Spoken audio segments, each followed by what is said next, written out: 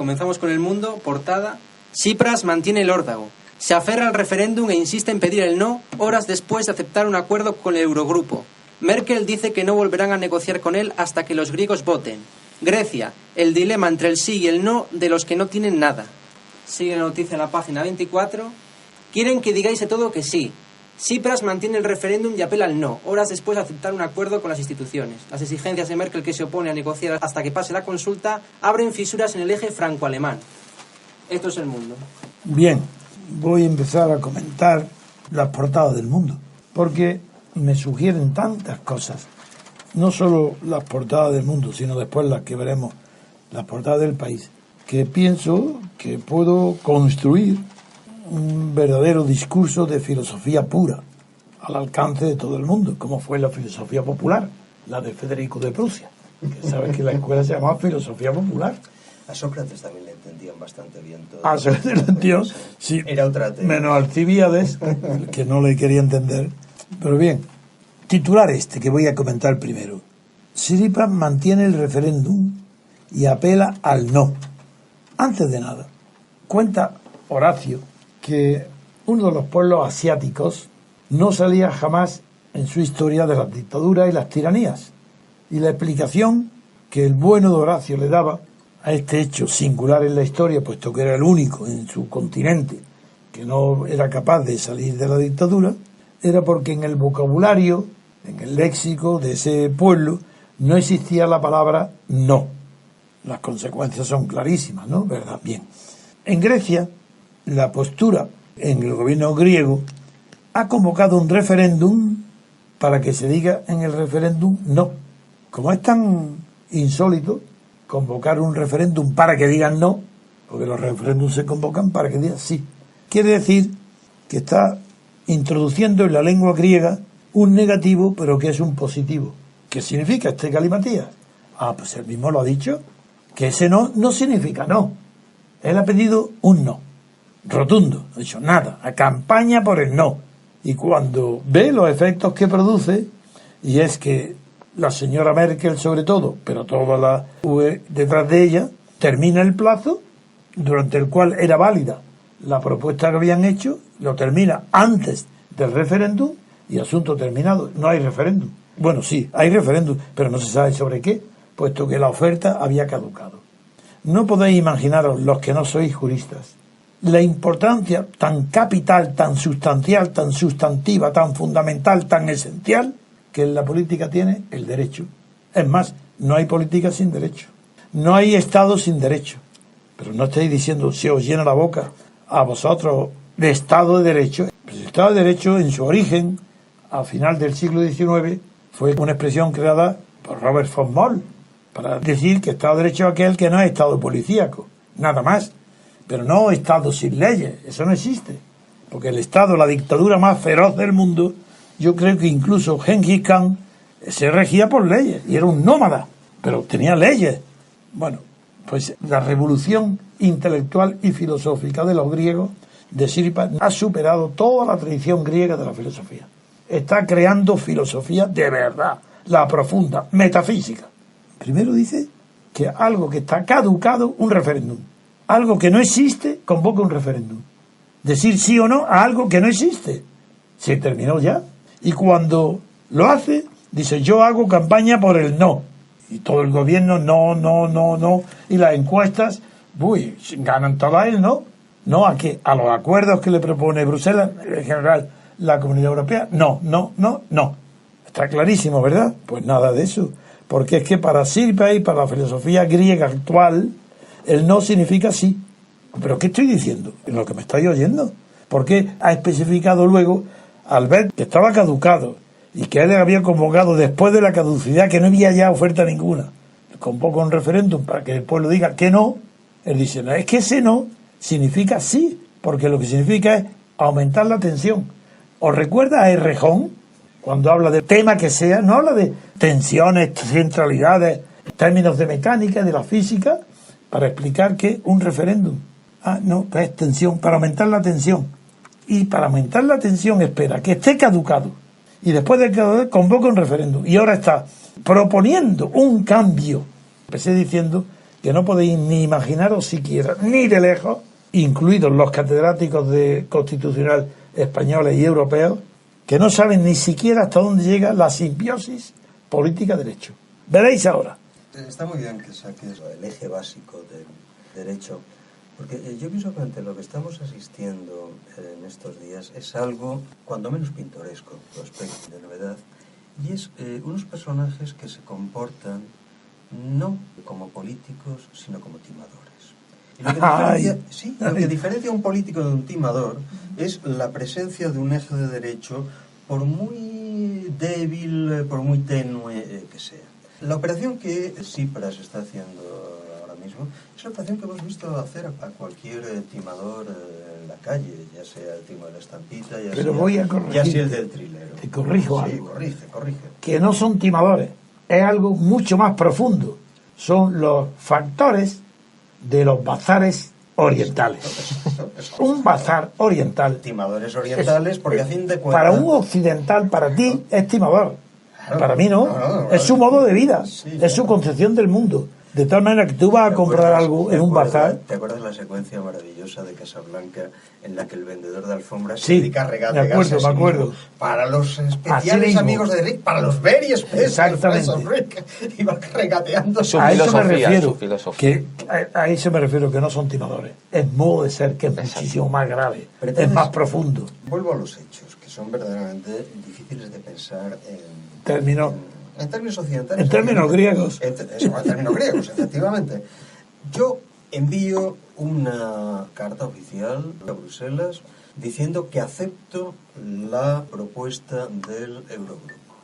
Pero que la acepto yo. Ahora bien, como he consultado a mi pueblo si él lo va a aceptar y le voy a aconsejar que no le acepte, entonces ya no seré yo quien me oponga a usted, sino que no tendré más remedio que respaldar a mi pueblo, que le va a decir que no. Pero eso no es una escuela de sofistas. No, eso no es una escuela de sofistas. Eso es un manicomio. Eso es un timador. Un manicomio. Es un timador para el cual no existen criterios ninguno de orden normativo.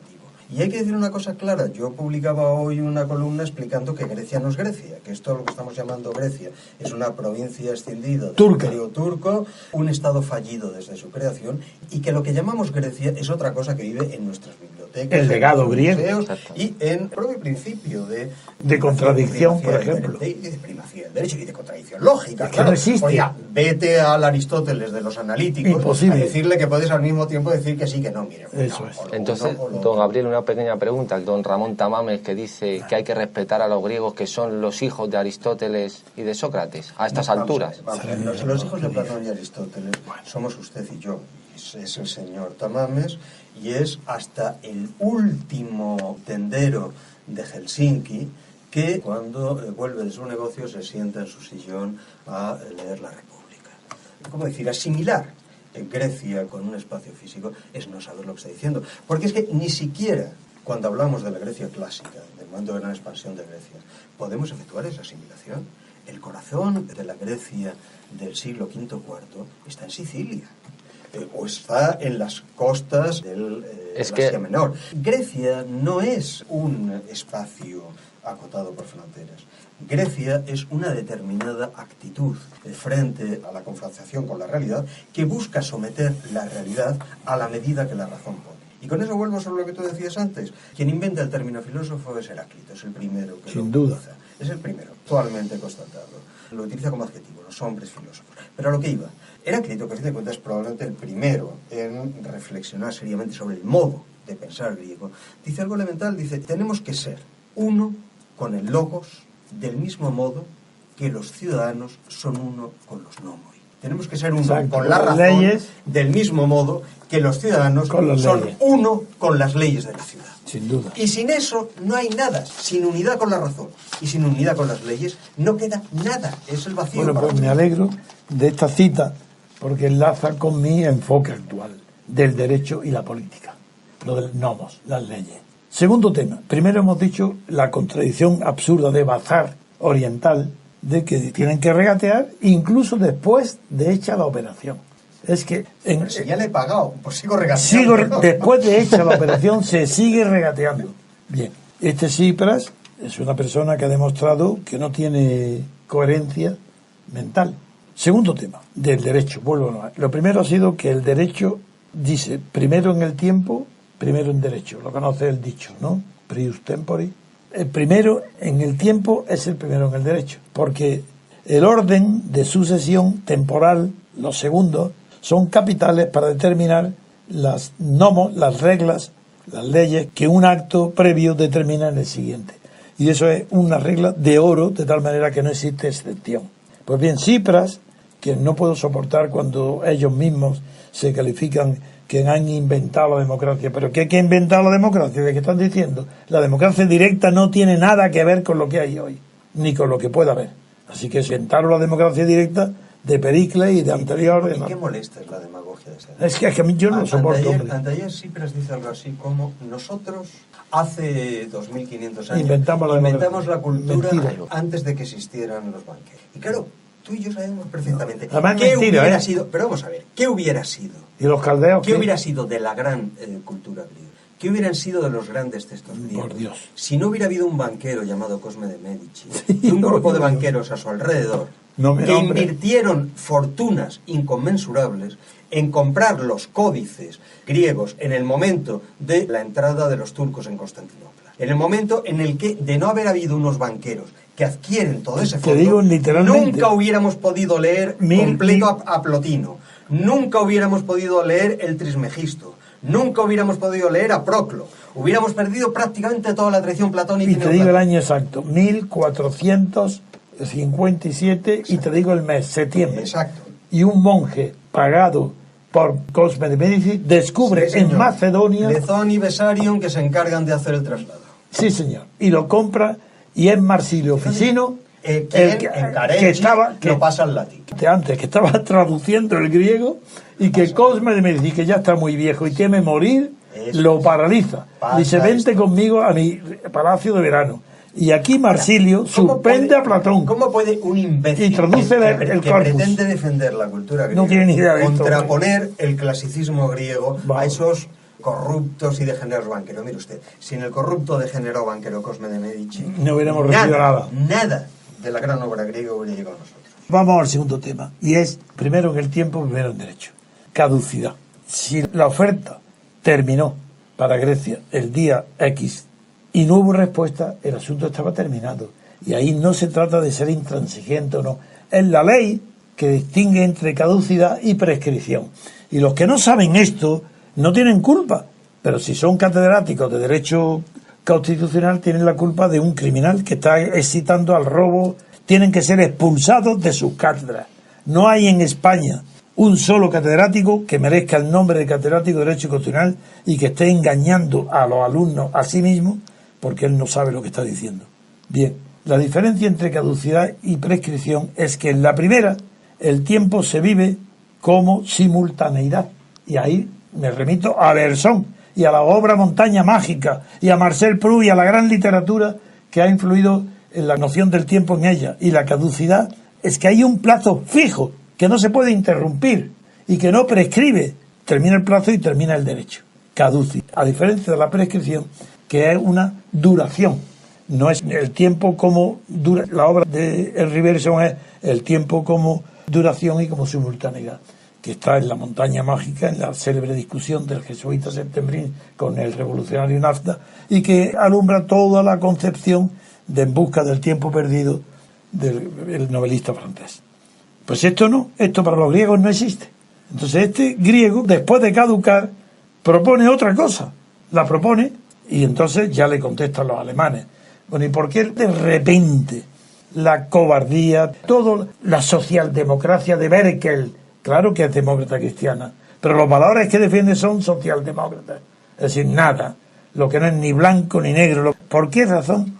De repente cambian, y toman de repente una postura firme.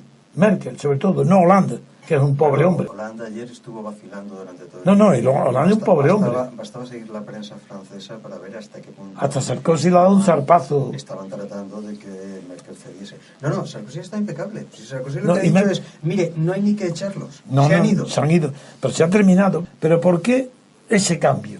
Eso es lo que sí he denunciado estos días. El cambio de firmeza de Merkel respecto a la blandura desde el comienzo es debido a que los valores son comunes todos. La socialdemocracia no tiene valores morales. Todo es relativo, salvo el cargo que se ocupa. Eso es absoluto. Bien, los negociadores con Grecia han aceptado carros y carretas, insultos, pero insultos, llevándoles criminales en su cara, como el Varoufakis. ¿Por qué no lo mandaron a paseo en el acto? No, pero en cambio, cuando lo han tocado... ¿Recuerdas el encuentro entre Varoufakis y Lagarde, la presidenta del fondo? Presidenta asesino. Con mucha gracia. Oiga, sí. soy la jefa de los asesinos. Presidenta de los asesinos, presidenta, sí. Claro que me he reído. Pero el fondo de lo que voy es, ¿por qué razón ahora es firme Merkel cuando el asunto ha terminado? En cambio, ¿por qué era tan blanda de estar dispuesta a aceptar insultos todos? Porque le han tocado lo único que valoran, el cargo y el puesto que tienen. Porque Tsipras lo ha invalidado como interlocutores. Ha dicho, yo no quiero, vosotros nada, aquí el referéndum, el pueblo que decide. Entonces han dicho, sí. Bueno, pues ahora tú, no queremos negociar contigo, se acabó, ha terminado. Pero te das cuenta que ese es un procedimiento... infantil. Y es un muy viejo procedimiento de invalidar de modelos totalitarios. De decir, no me someto a ningún tipo de legalidad internacional, el pueblo es mi única guía y me someto a la decisión del pueblo. Sí. ¿Tú sabes lo que es? No, pero eso es mentira, además. No, claro que es mentira, pero tú recuerdas perfectamente, exactamente igual que yo, el uso, por ejemplo, que se hizo durante el franquismo de los referéndum, plebiscitos, o lo que demonios sea. El referéndum y el plebiscito han sido los métodos clásicos de todos los totalitarismos para conducir. Además, aprovecho para decir algo que me oyen con frecuencia, lo saben, que una cosa es un referéndum, otra cosa es un plebiscito. Claro. Y lo que están planteando son plebiscitos. Eso no, sí o no. Un referéndum requiere elegir y no hay elección cuando no hay más que dos opciones. Pues entonces la espada y la pared. Y sobre todo cuando las dos opciones son falsas, porque lo que se está planteando y la campaña que está haciendo el gobierno griego es: ¿aceptáis que Alemania y la Unión Europea os estrangulen o queréis por el contrario que os mantengan? Eso es. Eso no es una pregunta. No, y además lo saben los españoles si quiere el que piense. Entonces, segundo tema del derecho, que la caducidad es inapelable. No hay nada que hacer. Por tanto, cuando Tsipras, después de que ha caducado la oferta, convoca un referéndum, eso es nada, tirar fuegos artificiales. No sirve para nada. La caducidad es casi una categoría teológica, más incluso que la prescripción. No, la prescripción, eso es un acto voluntario y irregulable. Sí, la caducidad, claro. Es pura teología. Se acabó. Sí. Somos caducos, cascamos, fuera. Sí, es como la muerte. Pues eso, claro, es la muerte. Bien, pero viene otro acto todavía. Porque yo estoy examinando, y digo que por primera vez no lo había hecho antes, de cómo el derecho y la política casi vienen a ser sinónimos. Sí. Porque el derecho no significa justicia, ni la política significa libertad. Esos términos que designan, uno, las leyes o las normas, que aunque no sean leyes, las costumbres, las normas, y otro, la política, que designa el poder, pero no quiere decir otra cosa más que eso. Es que te recuerda nuestro querido Spinoza, la libertad es una virtud personal, la única virtud del Estado es la securitas. Exactamente. Y también recordaremos lo de Benjamin Franklin, tan maravillosa frase: aquel que temiendo perder algo de libertad aumenta la seguridad, termina perdiendo la seguridad y la libertad. Claro. Pero yo voy en este examen, quiero trascender toda la cultura y el peso de los genios, para ver cómo es posible que, sin embargo, se produce una contradicción tan grande en la propia oferta, y es la siguiente, que esto todo el que sepa lo que es una OPA lo va a entender enseguida. Tsipras, el gobierno griego, lo que ha hecho ahora es que después de que ha caducado algo, introduce una variante que no equivale a tensión, es lo que hemos dicho hasta ahora, pero ahora viene lo principal, y es que no caduca ni vence nunca el derecho, es algo permanente. Es decir, esto es como si las leyes y la vida fueran algo igual. Es decir, que no hay futuro, porque tampoco hay pasado, lo que hay es presente. Esta ley es presente y siempre es presente. Pues bien, hay en todo el derecho dos autores que pertenecen al mundo anglosajón y por tanto casi desconocidos en nuestra cultura continental. Me refiero por un lado a Dicey y por otro lado a Austin. Dicey es el primer gran jurista que construye la teoría que hoy llamamos del imperio de la ley. porque el imperio de la ley no es griega, es romana. Pero claro, El imperio de la ley no viene de Grecia, no está en el legado griego, está en el legado romano. Dice, lo hace tan bien construido la tradición que termina diciendo, claro, pero el imperio de la ley solamente puede ser invocado por aquellos estados que son capaces de producir leyes del imperio.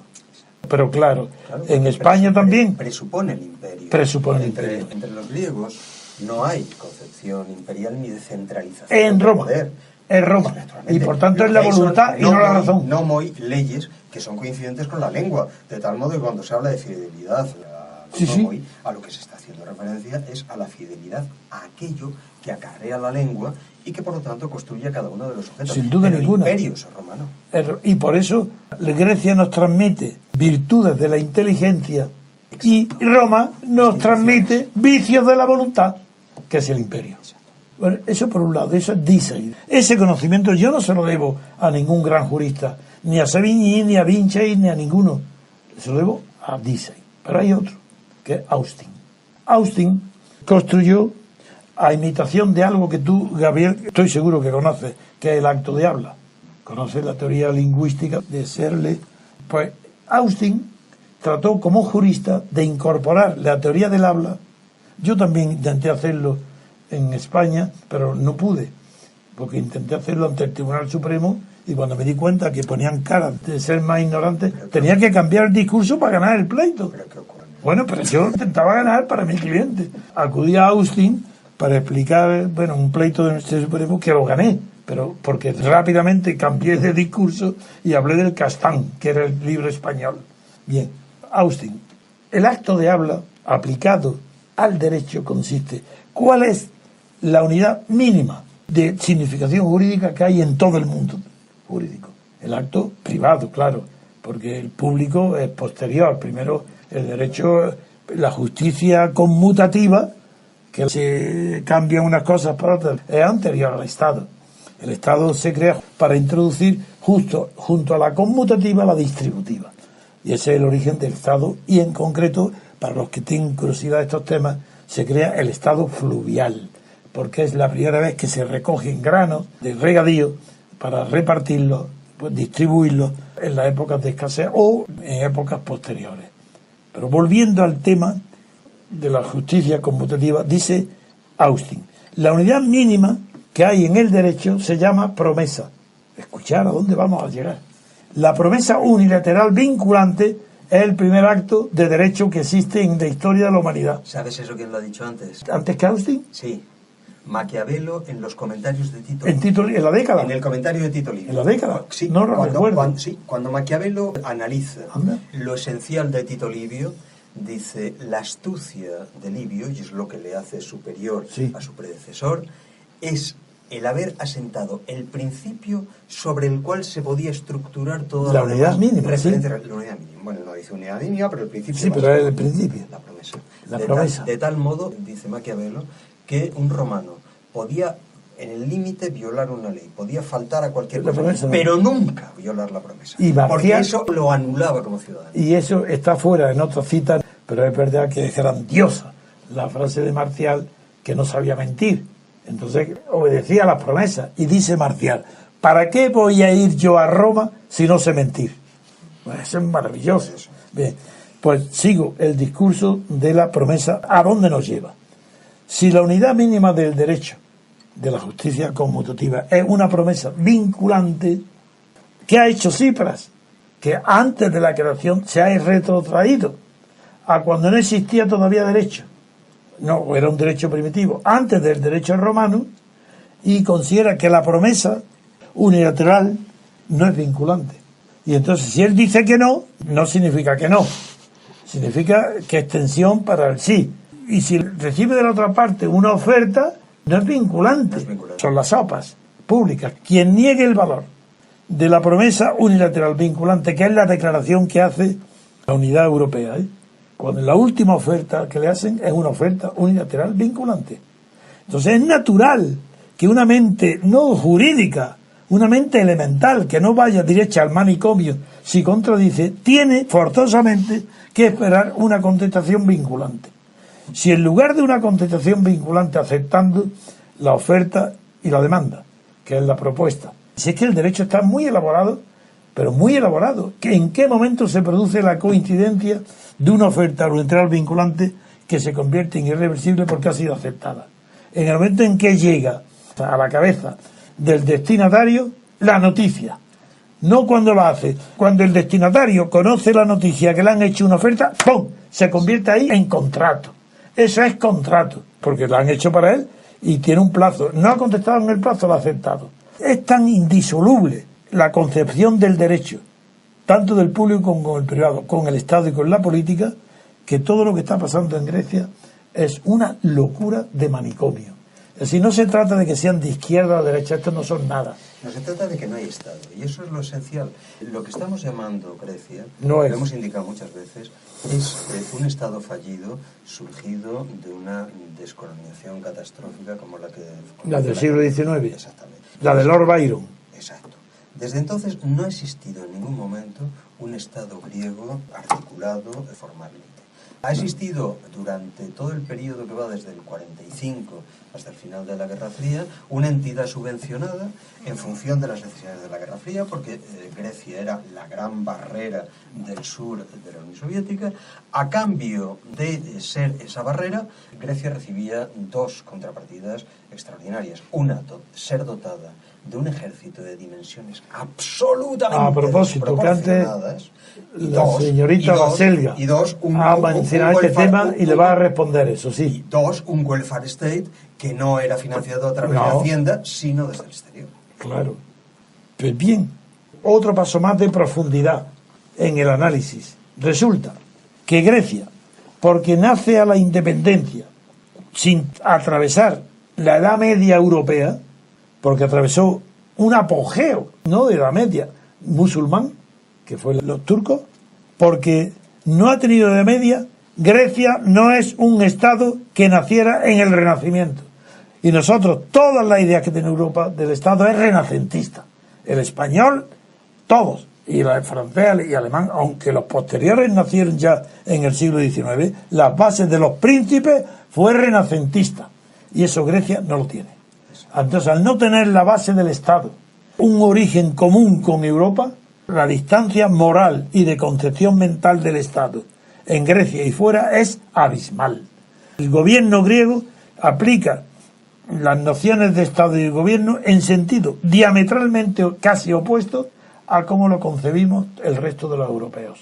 Se llama Europa, pero no es un Estado europeo, es un Estado turco. Es un Estado turco. Por eso, naturalmente, se entiende también lo que tú indicabas hace un momento. La ley no liga. La ley la utilizas a cada momento como quieras. Mire, firmo esto, pero como al mismo tiempo porque no es Roma, otro, porque no es Roma. Que resulte, me pondré en una posición o me pondré en la contraria. Porque no es Roma, no hay legado romano en Grecia. No hay legado romano. Entonces, ¿qué es lo que hay que hacer? Ponerse de acuerdo en que, ¿por qué puede el mundo entero y las colonias ponerse de acuerdo en ser explotadas o explotar a ellos? Da igual, pero se ponen de acuerdo en los contratos. ¿Por qué los griegos son tan buenos comerciantes para alfombras persas o para barcos? ¿Sería eso posible si el gobierno griego utilizara los mismos procedimientos que los privados? No. Lo que quiere decir, amigo, que aquí hay un grado de cinismo descomunal. ¿Por qué aceptan los griegos para ganar dinero los contratos, los modos de pensar occidentales y renacentistas? Y en cambio el Estado no, y el gobierno no. ¿Por qué el gobierno está como un verdadero mercanchifle?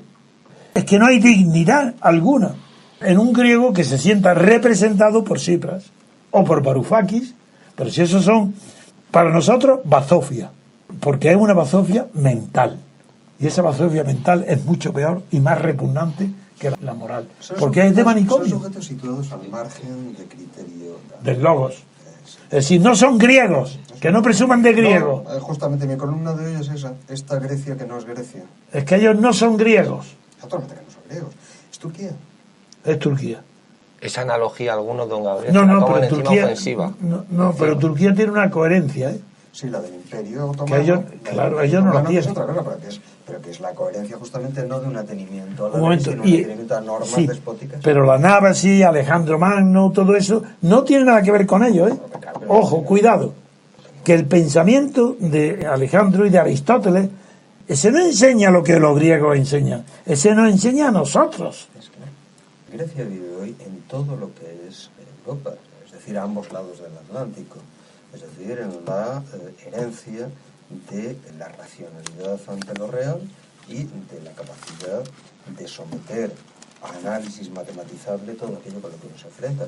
Y eso va desde el ámbito de las ciencias hasta el ámbito de las artes, hasta el ámbito de la política.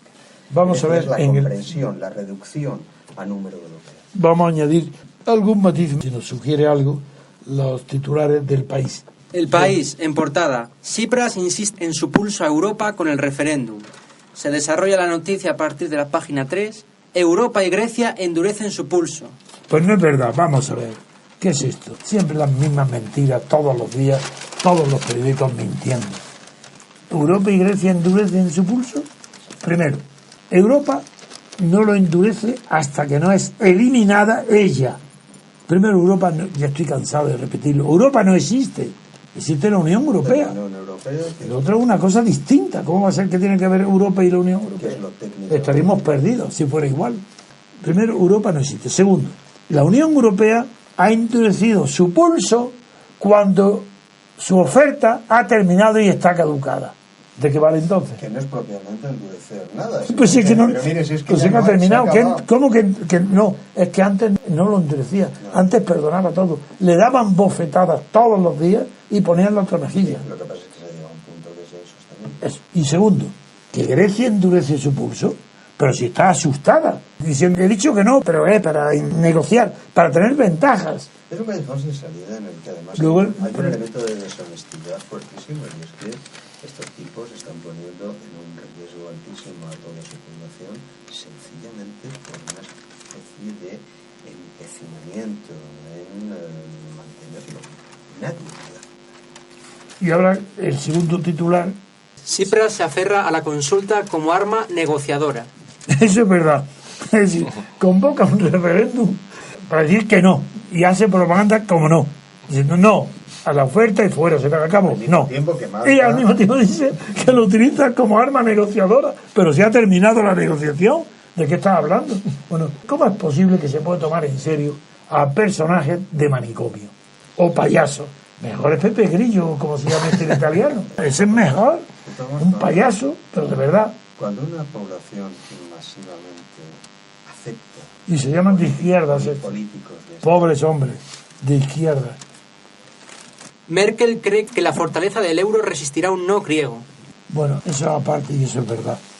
Es verdad, también es cierto que efectivamente en este momento la deuda total de Grecia debe estar en torno a los 400.000 millones, que por lo tanto eso es un palo muy fuerte. Pero lo que puede. pasa es que hay que, claro que puede, pero es que además que no hay más narices. O sea, en el momento en el que tú tienes un cáncer en la rodilla tienes dos posibilidades: o bien que te corten la pierna, o bien que el cáncer se extienda.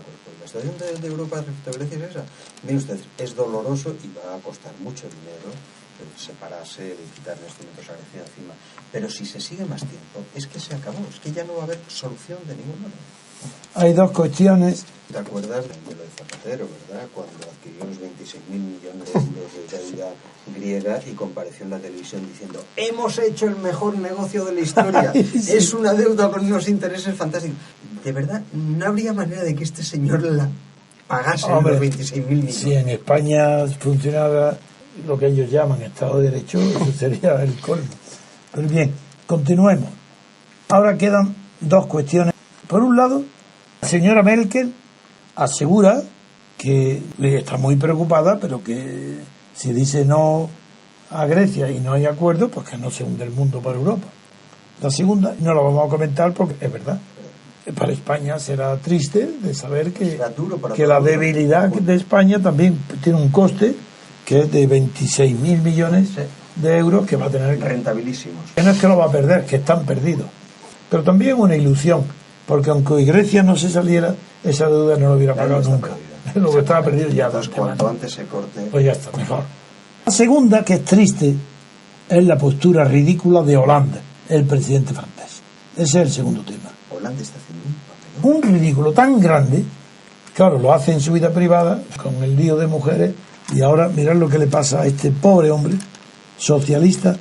Es que habla de la razón, es que habla de tonterías tan grandes, que dice que será inevitable la consulta, ese salto en el vacío que entraña el riesgo de que Atenas salga del euro. Pero esto qué, pero qué se ha visto. Fíjate la diferencia, insisto, respecto al criterio de Sarkozy, que a mí me ha parecido ahí. No, Sarkozy hace mire usted. No es que haya riesgo de que salga, ha salido ya. Está fuera. Vamos a alzar nota y se acabó. Sí.